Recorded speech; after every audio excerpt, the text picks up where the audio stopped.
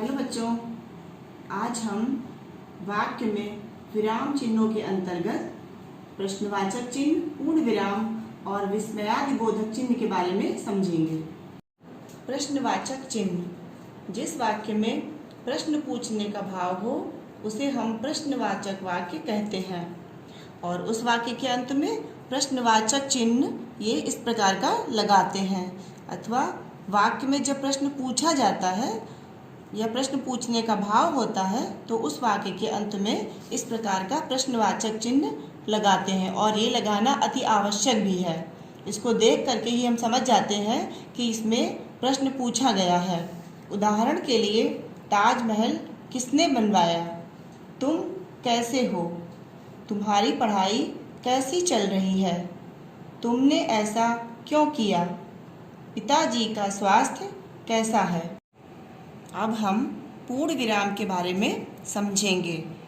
पूर्ण विराम हिंदी भाषा देवनागरी लिपि में लिखी जाती है और देवनागरी लिपि में लिखा गया कोई भी वाक्य यदि वह प्रश्नवाचक वाक्य नहीं है तब हम वाक्य के अंत में पूर्ण विराम का ये चिन्ह लगाते हैं। अथवा जब वाक्य पूरा हो जाता है तब उसके अंत में यह पूर्ण विराम का चिन्ह लगाते हैं। उदाहरण के लिए, मेरा नाम गीता है। मैं प्रतिदिन विद्यालय जाती हूँ। मैंने खाना खा लिया। ये चिन्ह जो है ये पूर्ण विराम का चिन्ह है। बहुत गर्मी है। अब आगे हम विस्मयादिबोधक चिन्ह के बारे में समझेंगे।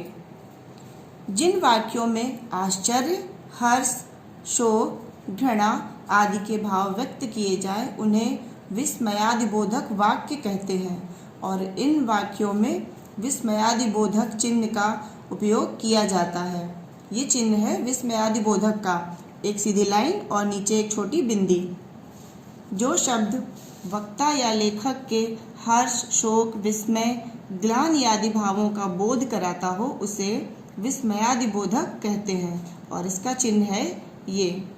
उदाहरण के लिए, अरे इतनी लंबी रेलगाड़ी, छी कितना गंदा दृश्य, अरे तुम कब आए, वाह तुमने तो कमाल कर दिया।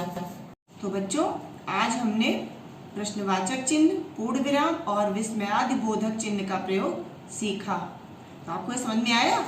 अब हम आगे से कोई भी वाक्य लिखेंगे तब उसमें विराम चिन्हों का प्रयोग ध्यानपूर्वक करेंगे।